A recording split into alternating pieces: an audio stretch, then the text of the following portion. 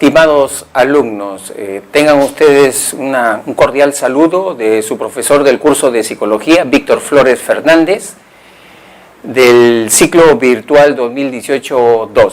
Hoy día vamos a abordar nuestro último tema, que es la práctica número 19, ¿no? Donde vamos a revisar los principales conceptos a lo largo de todo el ciclo que hemos planteado en esta práctica, ¿no? Vamos a empezar entonces con el ítem número 1. Bien, entonces empezamos. Pregunta número 1. Dice, ante la ausencia de un destornillador, un carpintero ve una cuchara sobre una mesa, la emplea para aflojar los pequeños tornillos de una cubierta de madera que debe cambiar. De acuerdo con la teoría de Stenberg, este caso sería un ejemplo del empleo de la inteligencia. Entonces, acuérdense de Stenberg. Stenberg nos habla de 3 tipos de inteligencia, ¿no? Analítica, creativa y práctica. Este caso, ¿qué inteligencia está ilustrando? Como ustedes ya deben estar intuyendo, ¿no? Acá estamos hablando de la inteligencia práctica, ¿no? La inteligencia contextual, ¿no? La respuesta correcta, entonces, ahí es la D, ¿no? La D. Inteligencia práctica. Este tipo de inteligencia es lo que nos permite a nosotros sacar provecho de los recursos con los que contamos, sacar un beneficio de los recursos con los que contamos. La inteligencia práctica, Stenberg también le denominó la astucia, ¿no? Hacer las cosas con bastante astucia, ¿no? Utilizando bien nuestros recursos, ¿no?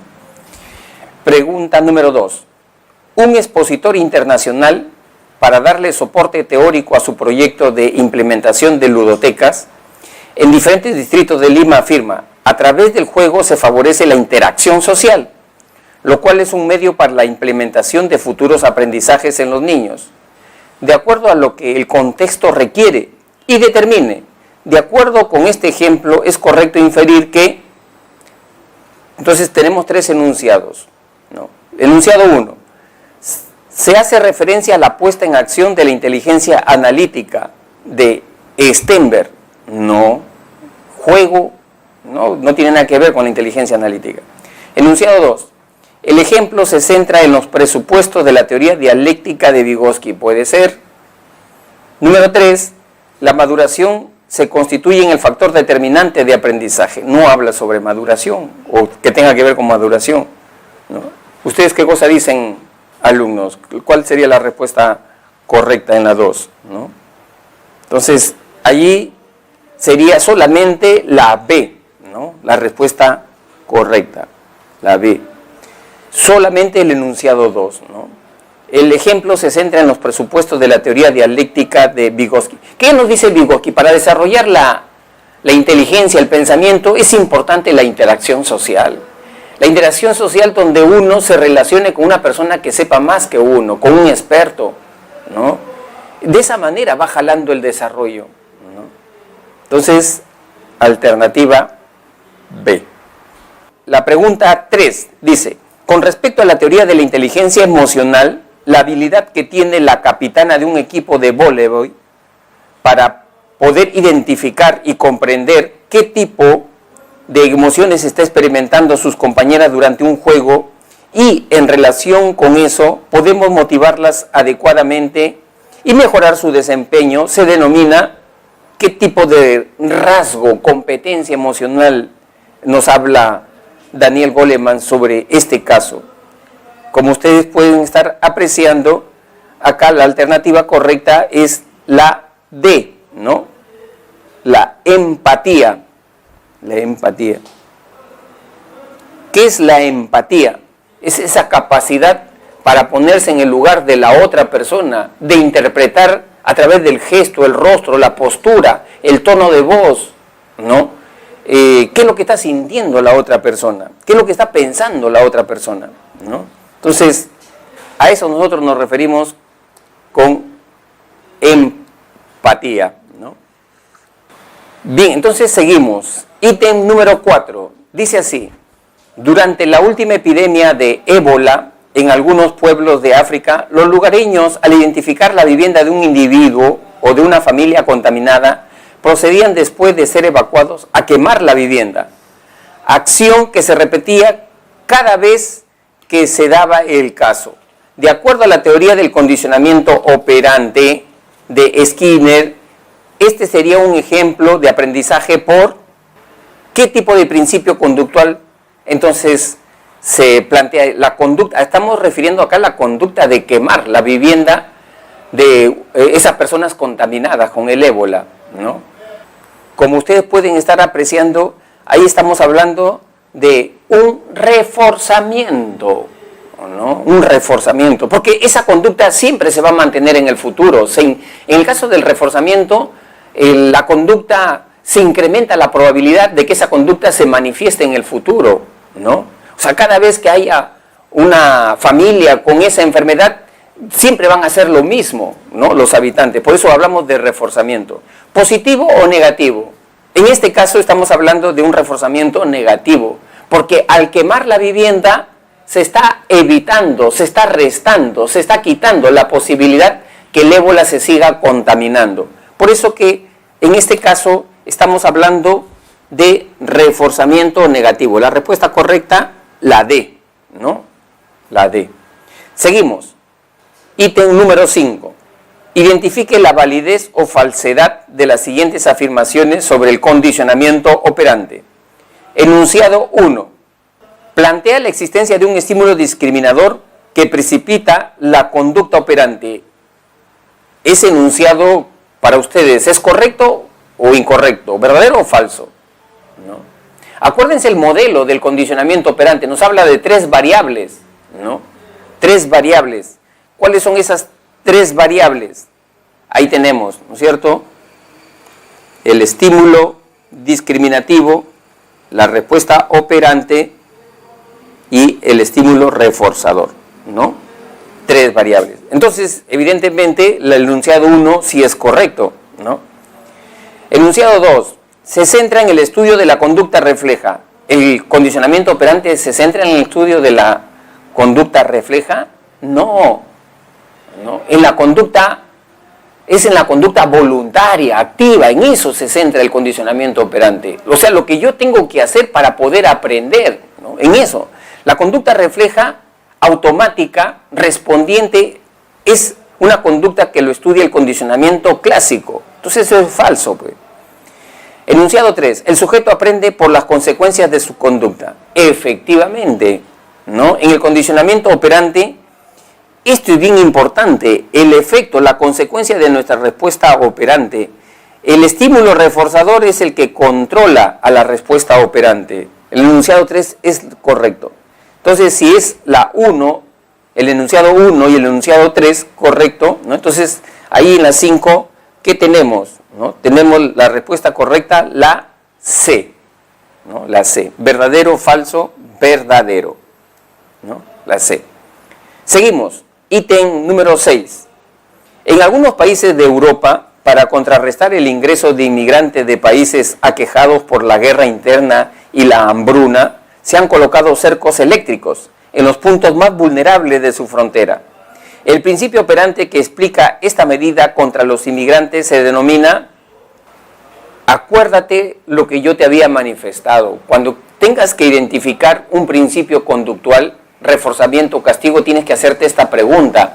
En el futuro, esa conducta, al hacer esa acción, ¿qué va a pasar? ¿Se va a incrementar o va a disminuir? Si se va a incrementar, reforzamiento. Si va a disminuir esa conducta con esa acción, al poner cercos eléctricos en la frontera, la conducta de querer ingresar a ese país, ¿se va a incrementar o va a disminuir? Como tú bien lo puedes estar ya deduciendo, va a disminuir. Va a disminuir. Entonces estamos hablando de castigo. Muy bien, castigo. Ahora, ¿qué tipo de castigo? ¿Positivo o negativo? Acuérdate lo que habíamos dicho en la clase, ¿no? Positivo y negativo para Skinner tenía una acepción ética, no tenía una acepción ética ni moral, sino una acepción aritmética. Es decir, que la conducta se entrega un estímulo. Si se entrega un estímulo, positivo. Si la conducta se quita, se retira un estímulo aversivo, entonces ahí estamos hablando de negativo. Acá se está a la acción esa, lo que se está queriendo ingresar en ese país, por esa frontera, ¿no? Al topar esos cercos eléctricos, ¿qué va a ocurrir? Que el sujeto se va a entregar un estímulo aversivo, ¿no? Entonces, si se entrega un estímulo aversivo, ¿de qué estamos hablando ahí? Estamos hablando, ¿no?, de castigo positivo, la C. Ítem número 7, ¿no?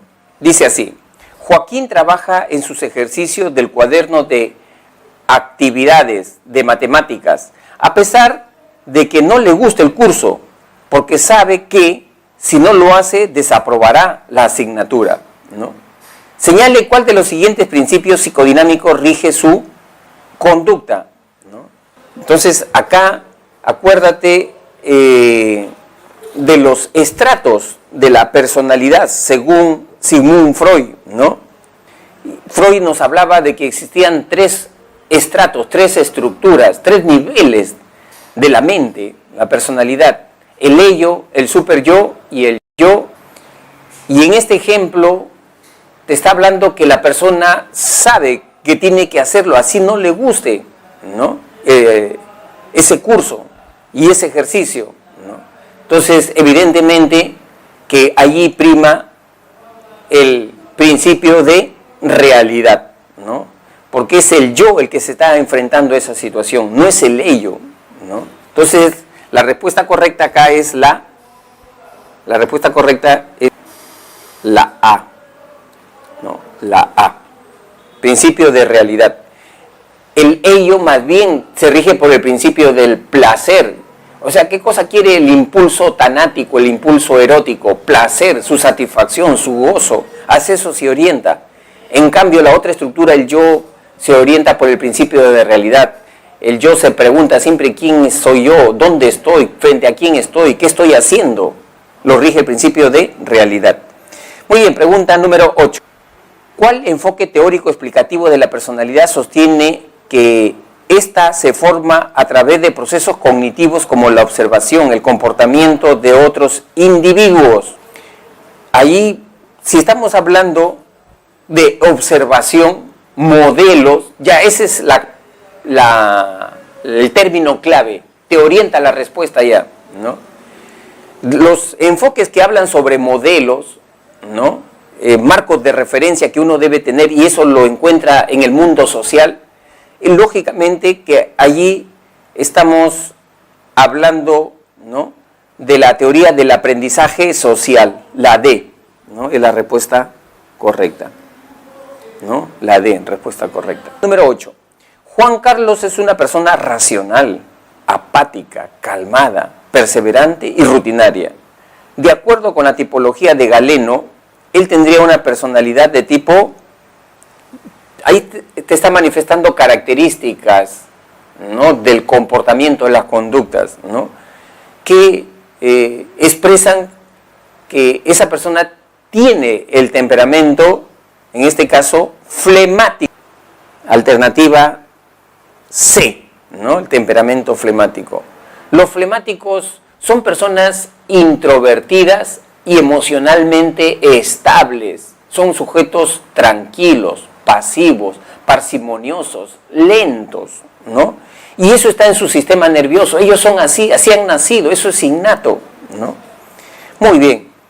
La número 10 dice: Marieta ha regresado a trabajar después de cumplir su licencia por maternidad, pero siente que sus responsabilidades la abruman. No cree que pueda acabar su trabajo en la fecha. Aún tiene que revisar unas facturas, recoger a su niño de la casa de su mamá, mantener su casa limpia y atender su relación de pareja. Señale el nombre del estado emocional que está experimentando. Evidentemente, acá estamos viendo un cúmulo de actividades por hacer, ¿no? Entonces, si es así, ¿qué tipo de reacción emocional está experimentando? Evidentemente está experimentando, ¿no?, frente a esa situación que va a experimentar, estrés, ¿no? Estrés, ¿no? La alternativa correcta entonces es la B. ¿Qué es el estrés? Se define como una sobrecarga de exigencias, tareas, obligaciones, que es más de lo que el individuo con sus recursos puede afrontar, ¿no? Es mucho más, ¿no? Entonces estamos hablando de estrés. Seguimos entonces. Pregunta número 11. Dice así: Nelson Mandela fue encarcelado durante 27 años por sus ideas y acciones contrarias al apartheid imperante en Sudáfrica. Sin embargo, al salir de prisión, continuó promoviendo el cambio que buscaba. Consiguió acabar con la discriminación étnica y se convirtió en el primer presidente negro de su país a los 76 años. Señala el nombre que designa la capacidad mostrada. En este caso, estamos viendo que el rasgo, la actitud de Nelson Mandela tiene que ver con esta capacidad que nosotros conocemos con el nombre de resiliencia, ¿no? La alternativa E, ¿no? ¿Qué es la resiliencia? Esa capacidad que tenemos todos, la podemos desarrollar, ¿no? De sacar lo mejor de nosotros mismos frente a situaciones adversas. O sea, podemos pasar momentos muy difíciles en nuestra vida, muy dramáticos, ¿no? Sin embargo, frente a esa situación, nosotros también podemos superarlo, ¿no? ¿Por qué? Porque podemos mostrar lo mejor que tenemos como personas, ¿no? De repente esas experiencias buenas, positivas, que hemos tenido cuando éramos niños, cuando éramos jóvenes, ¿no? Eso nos va a ayudar a tener una actitud resiliente, ¿no? Resiliencia, una metáfora muy buena, es una flor en un pantano, ¿no? ¿Qué hace una flor bonita, hermosa, con colores llamativos en aguas fangosas, ¿no? Es esa capacidad que tienen las personas de enfrentarse a la adversidad. Pregunta número 12. Rómulo es una persona que frecuentemente demanda atención. Le encanta estar rodeado de gente, pero para ser el centro, ¿no?, de atención muestra un comportamiento seductor, tiende a dramatizar sus emociones y sus relaciones interpersonales son intrascendentes. Usando nuestros conocimientos sobre personalidad, podríamos sospechar que atraviesa un trastorno denominado, ¿no? Evidentemente, acá estamos hablando de un trastorno histriónico, ¿no? ¿Qué cosa es el trastorno histriónico? Son las personas que se basan de la teatralidad, de la dramatización, ¿no?, para llamar la atención, ¿no? Entonces, histrión viene de teatro, pues lógicamente, ¿no? Luego, entonces ahí tenemos la alternativa correcta, tenemos la E, ¿no? Pregunta 13. Al contestar la llamada de su madre, Naomi recibe la noticia del fallecimiento de su mascota. Durante unos segundos ella se queda conmocionada, sin saber qué decir. Sus ojos se llenan de lágrimas. Es correcto afirmar que ella experimenta el estado afectivo denominado, evidentemente, con lo que nos dicen acá en este enunciado, estamos hablando de un tipo de reacción afectiva denominada emoción. Acuérdense, la emoción es aquella que aparece frente a un estímulo, una mala noticia en este caso, ¿no? Hay un estímulo y la emoción se evidencia en el cuerpo de las personas porque tiene un alto componente fisiológico, ¿no? Entonces las lágrimas que aparecen, ¿no? Y la emoción no dura mucho tiempo, puede durar segundos, minutos, ¿no? Y después se va, ¿no? Entonces, respuesta correcta, la A. Pregunta número 14, ¿no? Dice así: al enterarse de la anulación del indulto a Alberto Fujimori, algunas personas se entristecen y otras se alegran. Se alegran en una diversidad de intensidad y matices. Ello demuestra que las emociones tienen un componente. Allí, este enunciado nos está hablando de ¿qué? La vivencia que tienen las personas, ¿no? Y la vivencia que tienen las personas tiene que ver con el aspecto, ¿no? Básicamente, ¿no?, subjetivo, ¿no? Entonces, ese es el aspecto subjetivo de las personas, ¿no? Mi alegría no es igual a la alegría de mi hermano, de mi mamá, ¿no? Es totalmente diferente, ¿no? Totalmente diferente. Entonces,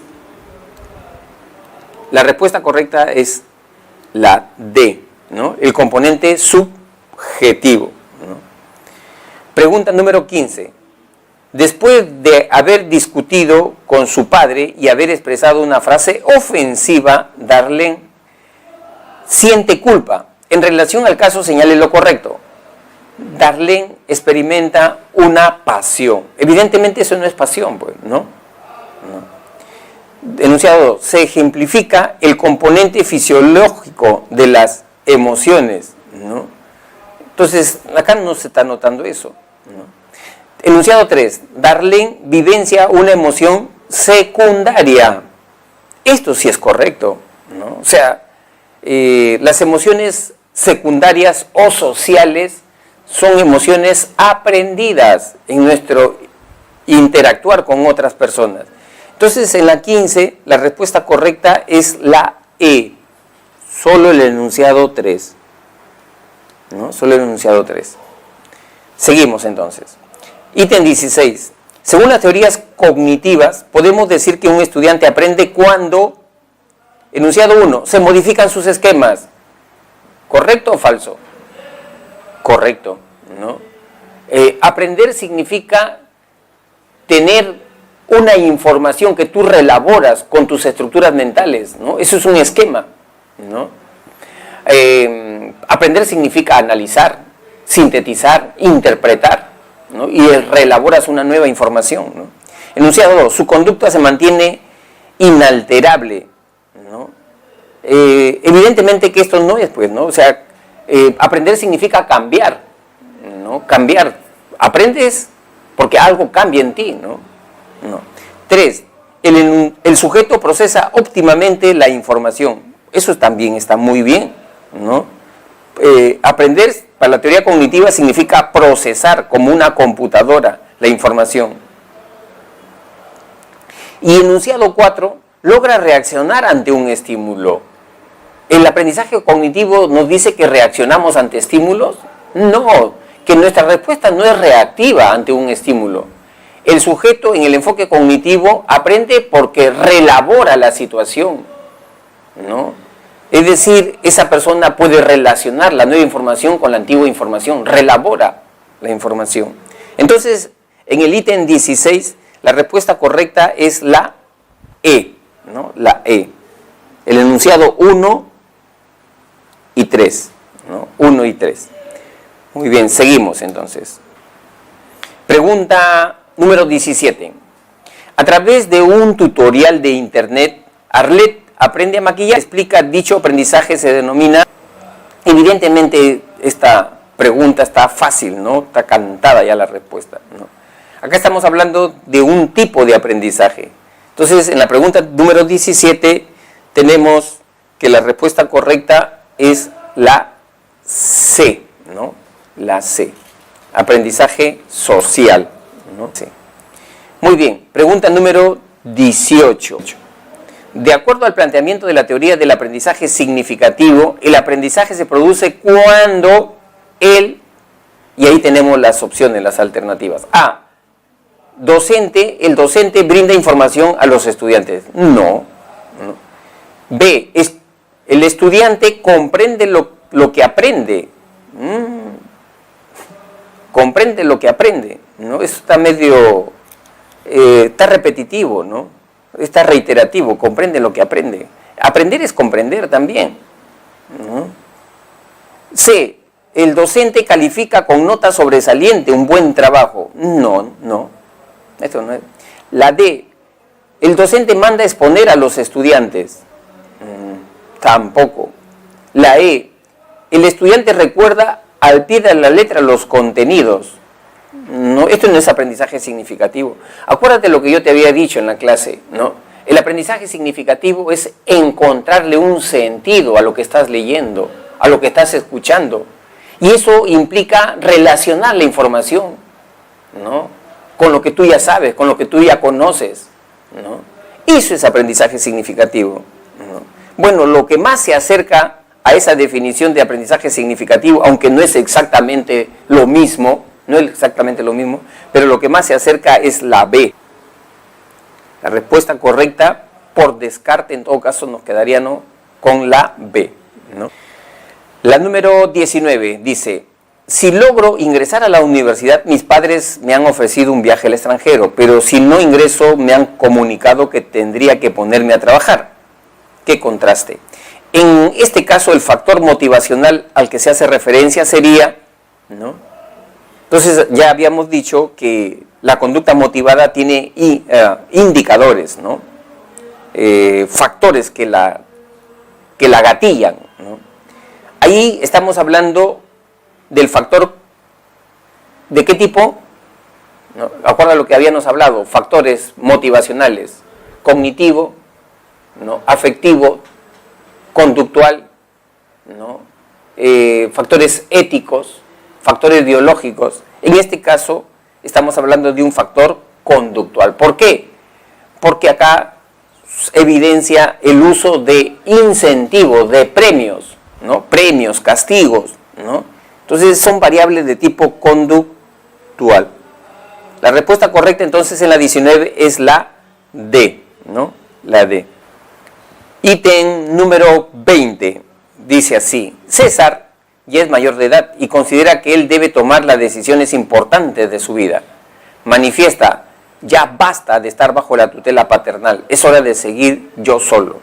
La necesidad psicológica que expresa en este caso se denomina, o sería, ¿cuál sería? ¿No? Esa necesidad de autonomía se le conoce como necesidad de determinación, la B, ¿no? La respuesta correcta es la B, ¿no? Determinación. O sea, hacer las cosas por mí mismo, ¿no? Sentirme responsable de mis actos, ¿no? Esa es determinación. El ítem número 21. Ahí tenemos que dice: uno de los problemas que deben de afrontar los migrantes en nuestro país debe ser en nuestro país, es volver, ¿no? Es volver a empezar desde cero, no solo en el ámbito laboral, sino también en el social, ¿no? Al haberlo dejado todo, necesitan tener nuevos amigos, compañeros de trabajo y no sentirse solos. La necesidad que se pretende cubrir en este caso, según Maslow, sería, ya está evidente ahí, ¿no es cierto?, tener amigos, tener compañeros, ¿no? Estamos hablando de la necesidad de pertenencia. La respuesta correcta es la E, ¿no?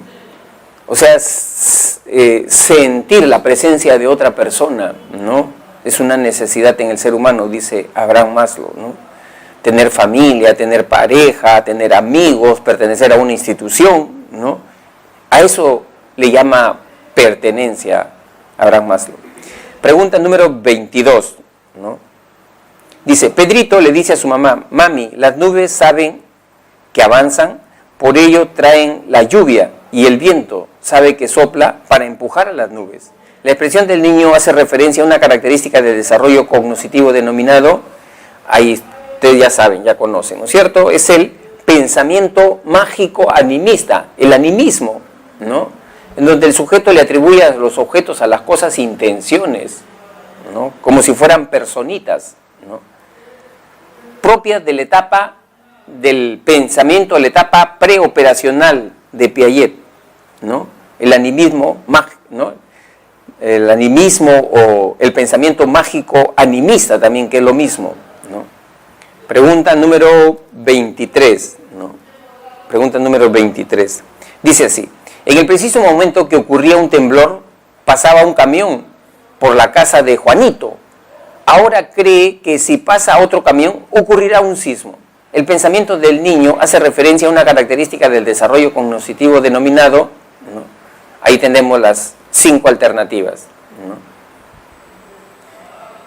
Cuando un niño une elementos que no tienen una relación directa uno con el otro y lo une como un todo, ¿no?, piensa de manera global, ¿no?, estamos hablando de una característica de la etapa preoperacional. Esa característica se llama sincretismo.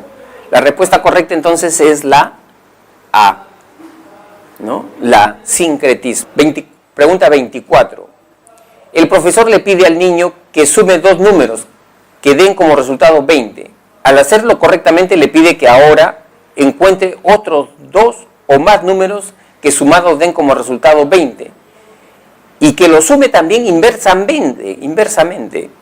El menor lo hace adecuadamente porque ya maneja la característica del desarrollo cognitivo llamado, ¿no? O sea, cuando un niño puede pensar de manera directa o de manera inversa, ¿no? O sea, te puede decir, por ejemplo, los días de la semana de manera directa o de manera inversa, regresando domingo, ¿no? Sábado, viernes. Entonces, ese alumno ya maneja este pensamiento que se llama la reversibilidad. Característica típica del pensamiento operacional concreto. Niños de 6 a 11 años. Pregunta número 25. Cuando le preguntaron a un trabajador conocido en la empresa por su puntualidad, señaló lo siguiente, ¿no? Yo llego temprano a laborar porque si no lo hago a fin de mes, sufriré un descuento de mi sueldo, ¿no? Descuento de mi sueldo. El nivel de desarrollo moral en la cual se encontraría esta persona sería, evidentemente, cuando las personas actúan motivadas por lograr un beneficio o por evitar un castigo, estamos hablando del primer nivel de desarrollo moral, el nivel más básico, ¿no? En este caso, el nivel preconvencional, ¿no? Nivel preconvencional. La respuesta correcta es la D, ¿no? Acuérdate de lo que habíamos hablado, ¿no? Colbert, discípulo de Piaget, hablaba de que existían tres niveles de desarrollo moral: preconvencional, convencional y posconvencional. Preconvencional, ¿no? Cuando yo me intereso en hacer algo solamente porque me va a dar un beneficio, una utilidad esa acción, ¿no? O porque de repente para evitar que me castiguen, que me llamen la atención, ¿no? O por la figura de autoridad, porque me lo ordenaron, simplemente porque me lo ordenaron yo lo hago. Ese es preconvencional. Convencional, cuando las personas actúan pero ya movidas por un resorte interno, o sea, tienen conciencia de una norma, de un valor, ¿no? O sea, yo no le grito a mi amigo, a mi compañero, así se equivoque, por respeto, ¿no? Por respeto, por amistad, ¿no? O sea, ya esa persona tiene una norma, un valor, está en el nivel convencional. Y postconvencional es cuando las personas ya se rigen no solamente por una norma, un valor, sino que esa norma y ese valor se ha convertido en un principio ético. ¿Qué es un principio ético? Es aquello que valora la dignidad del ser humano, ¿no? Que está por encima de cualquier circunstancia. Cuando las personas tienen plena conciencia de lo que significa la dignidad de una persona, la honestidad, la integridad, ¿no? Muy bien, seguimos entonces. Pregunta número 26, dice: cuando se presentan problemas en la familia, se escucha a menudo la frase "vamos a hablar entre adultos". Esta hace referencia a que para resolver los problemas se necesita de personas que estén en el máximo de nivel de sus habilidades intelectuales. Si una persona alcanza este máximo nivel, estaría en la etapa del desarrollo humano denominada, ahí estamos hablando entonces ya de la adultez intermedia, la B. ¿Por qué? Porque en esta etapa se alcanza el pleno desarrollo de nuestras facultades intelectuales, ¿no? Memoria, pensamiento, imaginación, está en su máximo esplendor. Acá somos muy productivos intelectualmente, artísticamente, ¿no? Operativamente. La B. Pregunta número 27. Arturo es un adulto mayor que ha logrado el grado de doctor en filosofía con la máxima nota, lo cual indicaría que tiene una muy buena, puntos suspensivos. Sin embargo, cuando le preguntan dónde dejó las llaves, responde "lo olvidé", lo cual indica que tiene una disminución en sus puntos suspensivos. Entonces, ahí, ¿de qué estamos hablando, no?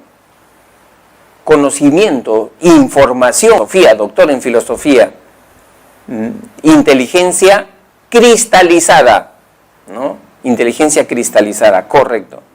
Sin embargo, tiene problemas en recordar dónde dejó la llave. O sea, algo que tenía presente hace 30 segundos atrás, 25 segundos atrás, después se olvida. ese tipo de memoria es la memoria, ¿no?, de trabajo o memoria de corto plazo. Entonces la respuesta correcta, evidentemente, en la pregunta 27 es la E, ¿no? La 27 es la E. Pregunta número 28, ¿no? Dice, en la tesis titulada Los niveles de estrés y su incidencia en el ausentismo laboral en docentes de primaria de Lima Metropolitana, identifique el tipo de investigación a implementar, ¿no? Tenemos las alternativas. Acá estamos viendo, alumnos, que se habla de dos variables ya, ¿no? Y ver incidencia, relación que existen entre estas dos variables. Si te dicen ya relación entre dos variables, ¿no?, ver si una aumenta, la otra debería aumentar, o si una sube, la otra debe bajar. Entonces ahí estamos hablando de una investigación de tipo correlacional. La respuesta correcta, la A, ¿no? La A, correlacional. Ya habíamos dicho que en la investigación experimental las variables se pueden manipular, ¿no? Se pueden dosificar, ¿no? Y en la investigación experimental, ahí sí la relación que se trata de buscar y encontrar es la relación de causa-efecto, ¿no? Causa-efecto. Pregunta ítem número 29. Luis padece de una depresión grave debido a la repentina pérdida de su trabajo. Le aflige la idea que, por su edad avanzada, nunca va a poder conseguir empleo. Al acudir al psicólogo, este le explica que su problema emocional se debe a pensamientos distorsionados de tipo catastrófico y le propone cambiarlos por pensamientos más realistas y positivos. El enfoque psicológico aplicado en este caso se denomina cuando una persona, para explicar el comportamiento, hace alusión a estructuras mentales, pensamientos, ideas, creencias. ¿Qué enfoque está utilizando ahí? ¿No? Como ustedes ya pueden estar apreciando, está utilizando el enfoque cognitivo. Cognitivo viene de conocimiento, ¿no? Entonces, para este enfoque, lo determinante en el comportamiento es cómo interpretas lo que te está sucediendo. Eso es clave para determinar el comportamiento de una persona. La B, entonces, cognitivo. La ítem número 30. Si no está en tus manos cambiar una situación que te produce dolor, siempre podrás escoger la actitud con la que afrontes este sufrimiento, ¿no? Constituye una frase célebre, utilizada frecuentemente en psicoterapia desde la perspectiva del enfoque psicológico. ¿Qué enfoque psicológico de los que tenemos, ¿no? Ya hablamos ahí el enfoque conductual, psicoanalítico, cognitivo, humanista, social, ¿no? Hace mención básicamente a la actitud de la persona, ¿no? Es decir, cómo esa persona se siente consigo mismo, ¿no? Se siente un ganador, se siente una víctima de la situación, ¿no? Entonces, allí estamos hablando lógicamente del enfoque humanista, la E, ¿no? Respuesta correcta, la E. Y la pregunta número 31 dice, Roberto, cuando compara el volumen de agua vertida en dos depósitos de plástico, está utilizando preferentemente, acá ya se refiere a estructuras neurológicas, ¿no? ¿En qué estructura neurológica se procesa todo lo que es volumen, imagen? Como ustedes pueden ya estar apreciando, la respuesta correcta, la única, la certera, es la A, hemisferio derecho. Ítem número 32. Ricardo recuerda que el gesto despectivo que mostró su amigo Juan al pedirle prestado un cuaderno de geometría se produjo cuando ambos se encontraban en el centro del patio de su colegio. Señale la estructura neurológica responsable de este tipo de recuerdo. O sea, ¿cuál es esa estructura neurológica que a mí me da información sobre un hecho del pasado, pero que tiene que ver con información de espacio, ¿no? Estuvo en el segundo piso, estuvo en el patio, estuvo a la margen izquierda del patio, a la margen derecha del patio. ¿Quién te da ese tipo de información? Como tú puedes estar apreciando, es el hipocampo, ¿no? Es una estructura del sistema límbico, ¿no? Te da ese tipo de información. La C, entonces, la alternativa C. 33. Cuando Cintia ingresa a nadar a una piscina, siente el frío de la temperatura del agua. Tal información es procesada por el lóbulo. ¿Qué área procesa las sensaciones? Tú ya lo sabes, ¿no? ¿Dónde se encuentra esa área? ¿No? Primero hay que saber el área. el área somatosensorial o homúnculo de Penfield sensitivo. ¿Dónde se encuentra? ¿En el lóbulo frontal o en el lóbulo parietal? ¿No? Acuérdate, esa área que está adyacente a la cisura de Rolando, ¿para qué lado? ¿Frontal o parietal? Como tú ya lo sabes, ¿no? Es para el lado parietal. La respuesta correcta ahí es la B, ¿no? La B, el lado para el lóbulo parietal. Ítem 34. Juan, cada vez que su profesor sale del salón, imita la forma de caminar y realiza caricaturas sobre él. Cuando uno de sus amigas le pregunta por qué hace esto, él responde que la causa es una baja nota que considera injusta. Sin embargo, en lugar de reclamarle al profesor, se queda callado y ahora se burla de él. El estilo de comunicación de Juan se puede tipificar como, evidentemente acá estamos ante un estilo de comunicación pasivo-agresivo, ¿no? Pasivo-agresivo. Este estilo se manifiesta porque las personas tienen una actitud de hostilidad encubierta, ¿no? ¿De qué manera puede ser esta hostilidad encubierta, soterrada, sibilina, ¿no? Con ironías, empleando sarcasmos, ¿no? O sea, le estás diciendo Luisito, pero detrás de Luisito ya le estás diciendo su vida, ¿no? O sea, es un estilo pasivo-agresivo, ¿no? La hipocresía, ¿no? Las personas que besan sin sentir afecto por esa misma persona, ¿no? Entonces, ese es el estilo pasivo-agresivo. Número 35. Yo deseo ser arquitecto porque soy hábil para comprender los números, realizo dibujos con sombreados y poseo una buena capacidad espacial, además de conocer las últimas tendencias del diseño. El enunciado hace referencia al aspecto del autoconocimiento denominado, básicamente acá nos estamos refiriendo a ¿qué? Habilidades, ¿no? A aptitudes, a competencias, a eso nos estamos refiriendo, ¿no? ¿En qué nos destacamos? ¿No? Hábil en los números, realizo dibujos con sombreado, aptitudes. La D, respuesta correcta. 36. Carlos constantemente menosprecia a sus compañeros por usar lo que él denomina ropa de pobres. Cuando alguno de ellos intenta hablarle, él mira para otro lado o los ignora. Pocas veces comparte lo que tiene. Por todo esto es considerado egoísta y arrogante. Incluso cuando lo invitan a alguna reunión, él no asiste. Las ideas que dirigen gran parte de sus conductas son las siguientes. Yo solo hablo con gente de mi nivel. Soy demasiado bueno para ellos. No vale la pena juntarme con pobres. Señale la alternativa correcta de acuerdo al texto, ¿no? Ahí tenemos las 5 alternativas, ¿no?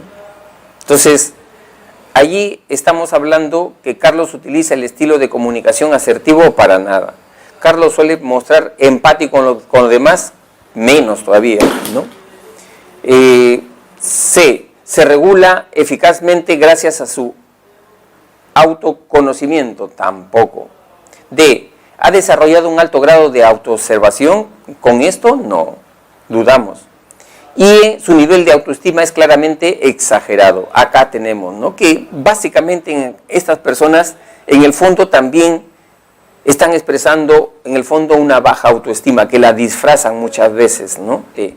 ¿No? Entonces la respuesta correcta en la 36 es la E. Ítem 37. Si me preguntan ¿cómo me veo a mí mismo dentro de 20 años? Mi respuesta sería ayudando al país en la lucha contra la corrupción e injusticias.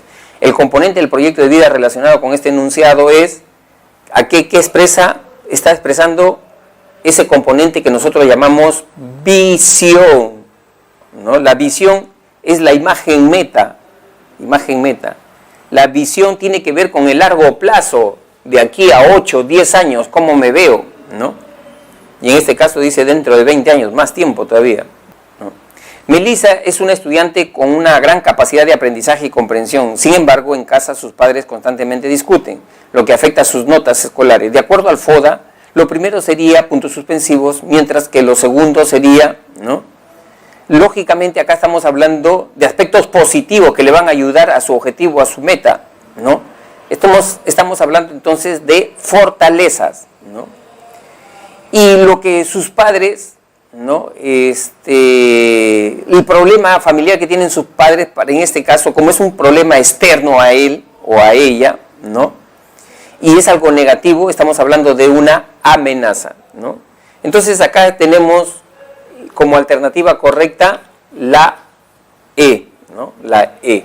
Alternativa correcta sería la E, ¿no? 38, la E. Bien, ítem número 39. Si algún día quiero ser gerente de una importante organización transnacional, debo empezar ingresando a la universidad y estudiando la carrera de negocios internacionales. En el texto, lo primero sería puntos suspensivos y lo segundo, puntos suspensivos. Acá calza muy bien estos dos conceptos. En el primer caso, ¿cómo me veo de aquí a un tiempo? ¿No? Mi imagen meta, ¿no? Sería la visión, ¿no? La visión. Y para lograr la visión, ¿qué tendría que hacer? Estudiar, ingresar a la universidad, forjarme una carrera profesional. ¿Eso qué cosa sería?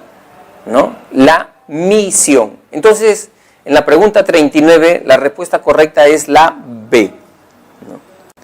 Acuérdate que la misión es el día a día, el plan de acción, lo que yo tendría que hacer para lograr llegar a mi meta, a mi objetivo, ¿no? Ítem 40. Después de su matrimonio, Darío y Elsa van a residir en la casa de sus suegros, donde viven también la cuñada de Darío con su pequeño hijo. Ellos conformarían una familia denominada, acá estamos hablando de una familia extensa, varios tipos de familia en un mismo hogar, ¿no? La E. Acá ya no se requiere ninguna explicación porque es evidente, ¿no? Pregunta número 41. Dice, la primera vez que Jorge iba a asistir a una fiesta de su colegio se había vestido con un polo rasgado y llevaba unos aretes de fantasía a presión. Cuando su padre observó su forma de vestir, le dijo, en esta casa nadie usa cosas ridículas, vístete como hombre, ponte una camisa y quítate esos aretes, o no sales a ningún lado. Del caso puede deducirse que el estilo de crianza del padre de Jorge tiene algunos rasgos ahí, ¿no es cierto?, que se pueden apreciar. En este caso, la respuesta correcta es la D, autoritario. Acuérdate que autoritativo es diferente de autoritario. Autoritativo es sinónimo de democrático, no te vayas a confundir, ¿no? Pregunta número 42. En mi desayuno no puede faltar un plato de sopa, así estoy acostumbrado desde pequeño. Además aprendí que a los que te visitan hay que brindarles absolutamente todo y darles un regalo como despedida. Así es nuestra tradición. Este enunciado evidencia la función de la familia denominada socializadora, ¿no? O sea, cuando la familia nos imparte costumbres, tradiciones, valores. La respuesta correcta en este caso entonces es la ítem número 43. Dice, Jansek pide a su abuelo que lo ayude a desarrollar sus ejercicios de matemática, puesto que no está su papá, quien siempre lo apoya en sus tareas. Entonces el abuelo lee la tarea y resuelve los ejercicios, explicándole a su nieto el procedimiento, ¿no? El abuelo hace uso de su memoria cuando las personas reproducen información que tiene que ver con datos, con conceptos, con teorías, ¿no? Y en este caso sobre matemática estamos hablando de la memoria declarativa en su forma semántica, la C, ¿no? La C. Esa es la respuesta correcta, ¿no? Acuérdate, la memoria episódica tiene que ver con eventos, con situaciones, ¿no? Gestos, conductas, ¿no?, que pueden reproducirse, ¿no? Muy bien, seguimos entonces. Una familia decide viajar para visitar a los tíos del esposo, a la hermosa ciudad de Arequipa. Cuando llegan, su hijo de 10 años afirma a sus padres que él antes estuvo ahí. Ellos sonríen, ya que es la primera vez que el niño viaja. Este es un caso de, ya te estás imaginando, ¿no es cierto?, qué tipo de trastorno de memoria está presentando ya este niño. Luego van a la casa del tío y escuchan sus gritos desesperados, pidiéndole a sus hijos que lo saquen del patio porque no conoce ese lugar y teme perderse. Ya, este es otro caso de trastorno de memoria, ¿no? En este caso, este es un caso de, ¿no? Ambos casos pertenecen a la categoría de los trastornos de la memoria denominado, ¿no?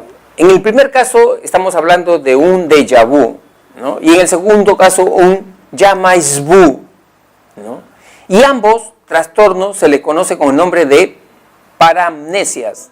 Entonces la respuesta correcta en la 44 es la A, ¿no? Es la A. La pregunta número 45.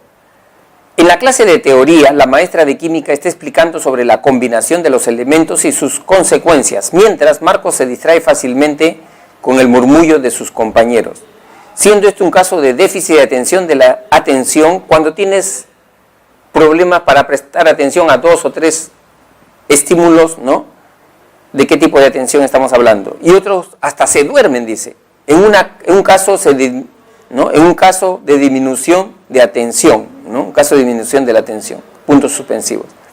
Entonces, acá en la 45 estamos hablando básicamente de la primera, de la atención selectiva, y del segundo caso estamos hablando de una atención sostenida, ¿no? Entonces, la respuesta correcta, ¿no? Es, ¿no? En la número 45 es la C, ¿no? La C, 45 es la C. 46. Reiner es el estudiante más destacado en su instituto, donde estudia ensamblaje de computadoras. Su habilidad para acoplar las piezas siguiendo el manual es impresionante. Él usa la estrategia de solución denominada cuando hay un instructivo, cuando hay pasos, cuando hay secuencias ya establecidas y tú sigues ese camino. Estamos hablando de una solución del problema que se conoce con el nombre de algoritmo, la B, ¿no? La B. 47. Piero está emocionado con sus plastilinas nuevas que su mamá le ha comprado y en agradecimiento hace 2 bolas, una pequeña y otra grande. La junta y dice, eres tú. Podemos deducir que su trabajo con la plastilina es el, puntos suspensivos, y la idea que representa a su mamá es el, puntos suspensivos. Piero está desarrollando la función del pensamiento, ¿no? La respuesta según el orden de los espacios vacíos sería, acá nos están dando un ejemplo, ¿no? De lo que es la función representacional del pensamiento, ¿no? Y la función representacional del pensamiento se manifiesta en la función simbólica, ¿no? O sea, esa capacidad que tenemos de trabajar con signos, símbolos, ¿no? Y el signo, por ejemplo, tiene 2 elementos, el significante y el significado, ¿no? El significante, acuérdate, es la parte perceptible, visible del signo, ¿no? En este caso, la parte visible, perceptible del signo es la plastilina, ¿no? Ese es el significante. El significado vendría a ser la idea que quiere transmitir con esa plastilina. Cuando le dice, esta eres tú, ya ahí estamos hablando del significado, ¿no? Entonces, en la pregunta número 47, ¿no? La respuesta correcta es la C, significante, significado y representacional, la C. Y finalmente, el ítem número 48 dice, Daiko tiene que rendir su segundo examen en un centro preuniversitario. Está preocupado porque en el anterior obtuvo un puntaje bajo en habilidad numérica. Por lo tanto, se entrena en la resolución de problemas matemáticos, ¿no? ¿Qué uso de pensamiento está haciendo Daiko, ¿no? Entonces, acá estamos hablando, ¿te acuerdas tú lo que yo manifestaba en la clase sobre pensamiento y lenguaje? Que existían 2 tipos de pensamiento. Un pensamiento lógico-racional y un pensamiento creativo, ¿no? En el pensamiento lógico-racional, las personas tienen un problema, pero estructurado. Ya hay elementos estructurados. Y hay una sola respuesta correcta. En el pensamiento creativo no hay una estructura del problema, ¿no? Y no hay una sola respuesta correcta. Puedes dar varios tipos de respuestas, ¿no? Y que todas podrían ser correctas, ¿no? En este caso, ¿no? Temas sobre habilidad numérica, estamos hablando de un pensamiento lógico-racional, ¿no? Y en este pensamiento lógico-racional hay 2 autores que nos hablan y los denominan de distinta manera. Por ejemplo, De Bono al pensamiento lógico-racional le llama pensamiento vertical y al pensamiento creativo le llama pensamiento lateral. El otro autor, Guilford, al pensamiento lógico-racional le llama pensamiento convergente y al pensamiento creativo, pensamiento divergente. Vamos a ver entonces si es un problema, ¿no?, de habilidad numérica. Estamos con pensamiento lógico-racional. ¿qué sería pensamiento vertical? No puede ser pensamiento lateral, ¿no? Entonces, en este caso, en la 48, es la A, ¿no? Pero acá hay un pequeñito error, ¿no? Un gran error en todo caso, ¿no? ¿Por qué? Porque también está otra alternativa, pensamiento convergente, dice, ¿no? Y este también podría ser, para que sea solamente, ¿no? Este también podría ser, pensamiento convergente. Para que sea solamente la A, tendría que decir dentro de la terminología, ¿no? Dentro de la terminología, ¿no? De, en este caso, de Bono. De Bono. Ahí sí ya, la única respuesta correcta es esta, ¿no? Es esta. Pero así como está, es una pregunta ahorita ambigua, ¿no? Bien, entonces, alumnos, hemos llegado a la parte final, ¿no? De nuestro plan de estudios con la práctica número 19, esperando que lo vertido en este ciclo 2018-2, les permita a ustedes afrontar exitosamente los retos que tiene el examen, ¿no? Tanto para el ciclo ordinario como para el examen general de admisión de nuestra universidad. Muy bien, alumnos, ha sido un placer haber sido su profesor y muchas gracias por su atención.